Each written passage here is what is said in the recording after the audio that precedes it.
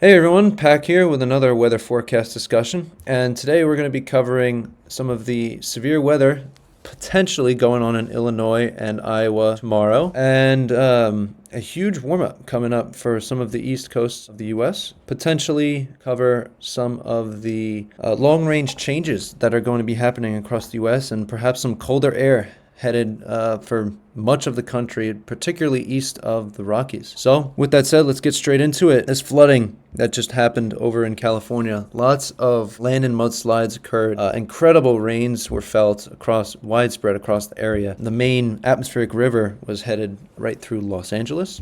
And, totals across the region ranging from an inch across the entire state up to all the way up to 9 inches in parts of Los Angeles here. The downtown saw about 6, but some of these mountains were able to pick up amounts 9 inches as of the reports here, but even I saw some locations seeing 10, 11, 12 unofficial reports. So, and that's all due to that orographic lifting. As you get that atmospheric moisture running straight up the mountains, you get even heavier precip. It's a really unfortunate situation. There was lots of wind that battered the state as well. I hope that everyone took their proper preparedness precautions, and I saw lots of trees down and whatnot.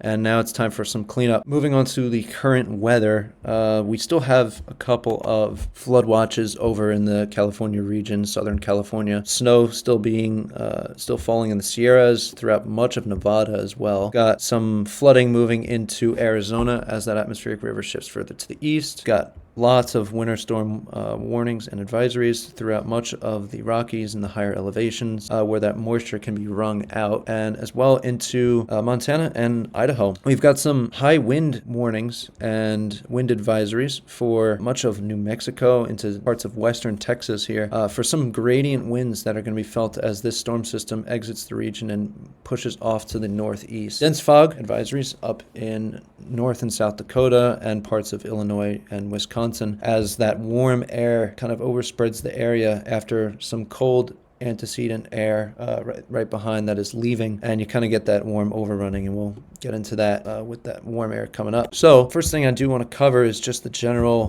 forecast. This is on the North American model, and this is valid starting off tonight. I'm recording this 12 a.m. on Wednesday, so the very beginning of the day. As we roll it into the morning hours when this video should be uploaded, or maybe perhaps into the afternoon, we see the system kind of moving into the Intermountain West. That low pressure there, as you follow, I would follow this L here. That is going to be shifting off to the east, perhaps spreading some snows into North Dakota. Not too uncommon for this time of year, but I do know they need some of the snow to restore the snowpack. As I push it forward, we do see, again, those gradient winds over this particular region down here. Very strong winds out ahead of this, but not very moisture-ridden. So not too much of a threat for rain east of the Rockies. However, there is a little bit of a threat with stronger forcing closer to this low over in parts of Iowa and Illinois and perhaps into Wisconsin as well. And we'll talk about that here. Right now, the Storm Prediction Center only has a general thunderstorm outlook for day 3. When this video uploads, this will be day 2, and given what the models are showing, I wouldn't be too shocked to see a marginal risk, but there are definitely some major uncertainties, and I'll talk about those coming up. So oops, didn't mean for that to happen. So as we move this forward through Thursday, we notice that there's, with this low pressure system moving into North Dakota, we've got a lot of advection of this moisture from the Gulf. It is very poor moisture, but this far north and in the winter months, this can do some work, especially with the fact that this is, I know the lapse rates are very steep here, so there's some conditional instability here, and it's shown pretty well on this map as I push this forward. So this is going to be surface-based CAPE, and that is basically a factor, involves that moisture we were just looking at, dew points at the surface, and then how fast the temperature cools with height, which are the lapse rates. Basically comes up with a parameter, is basically kind of our storm juice for updrafts to utilize. And, we have amounts that are pretty decent here with any typical, this is kind of involved with what is called a cold core event, as the temperatures are pretty cold along with those dew points. We do have this narrow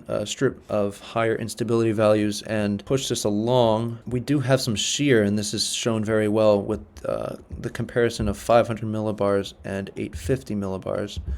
But really quick, going over the 500 map, you notice that for hour 42, which is going to be Thursday, 2 p.m. Central Time, we've got, this southwesterly flow, 90 knots, kind of around this general region. And if I overlay that with the same exact time down at the 850 height, we've got 50 knots.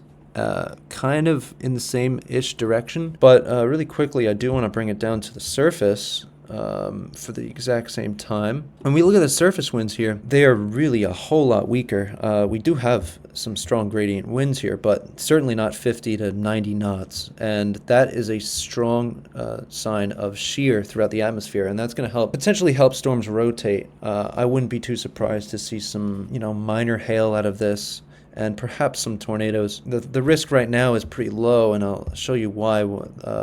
It's very uncertain.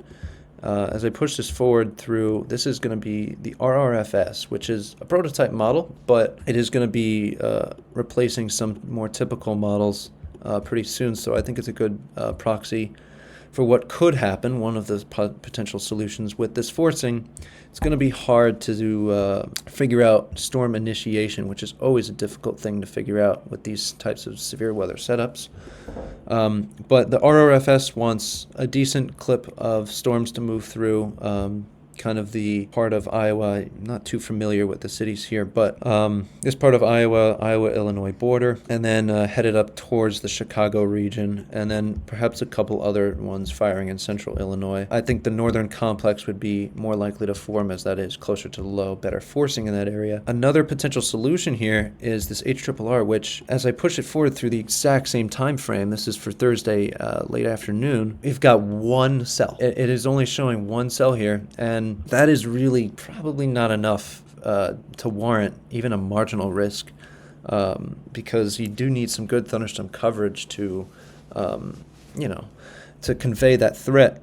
Nonetheless, there is still the potential risk here, and there are definitely some model uncertainties. We're still 2 days, well, as of the time of recording, there's about a day and a half out from this event, so there are definitely some variables that will change, and the best thing to watch for right now is going to be this storm coverage. That is why the Storm Prediction Center right now only has general thunderstorm risk, nothing severe in their outlook, and it kind of doesn't even cover the southern half of this potential risk. But I could see this shifted a little south and potentially upgraded as we move into day one, depending on if we trend toward more or less storm coverage. I do want to do a quick little talk about the heat that's coming into the eastern U.S. and kind of what's already being felt in the central U.S. here. This is the 500 millibar geopotential height and anomaly map of the American model, valid for, well, right now, as of the time of recording. Basically, this is a map showing about 15,000 feet up what the heights are of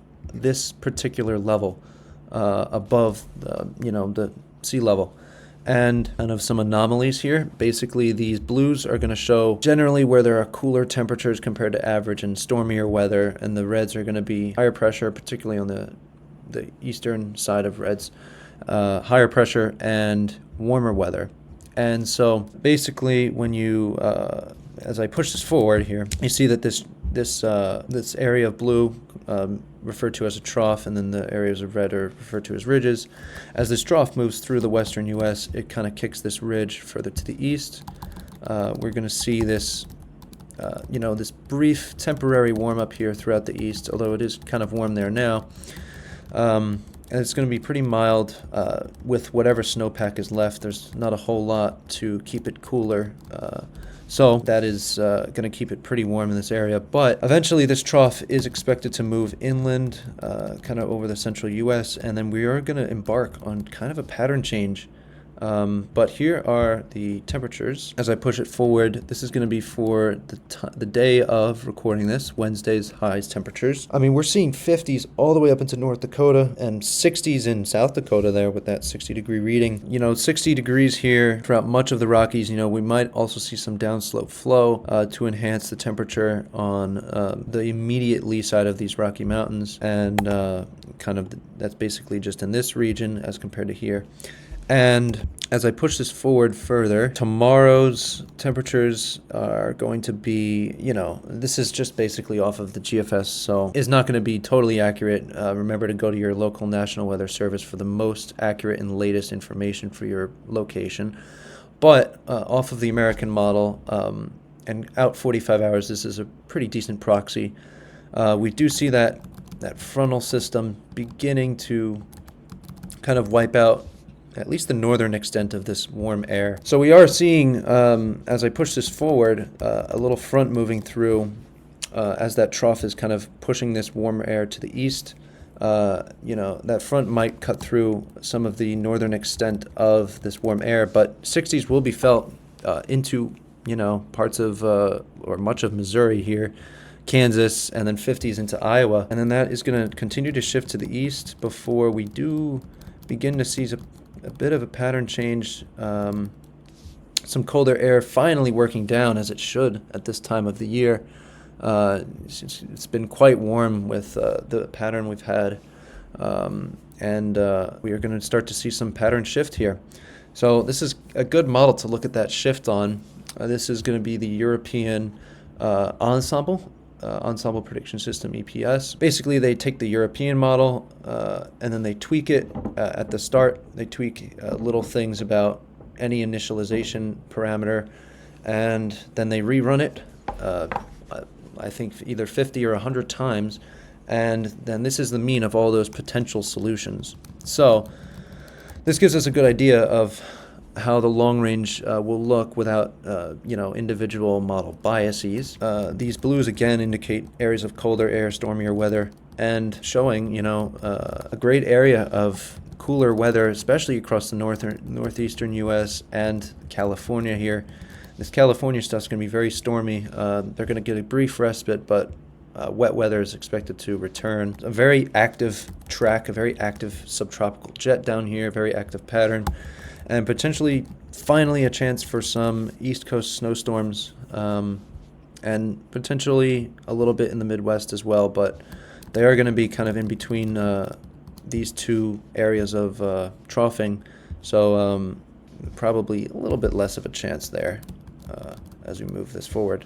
But this is going to be prone to change out at, hour 300 here. This is looking over a week away, so that is going to be prone to change. But with that said, thank you so much for watching this forecast discussion. Please make sure anyone who lives in California praying for relief there. Otherwise, the weather across the country is going to be fairly quiet. Tiny severe threat. Mountain snows are going to continue. With that said, thank you so much for watching. If you did enjoy or learned something here, I would appreciate if you liked the video, shared it with anyone who might find this interesting or who might really need this information. Comment if you did enjoy. Let me know if I did a good job. I would love to see that information and that feedback. But with that said, thank you so much for watching. Take care.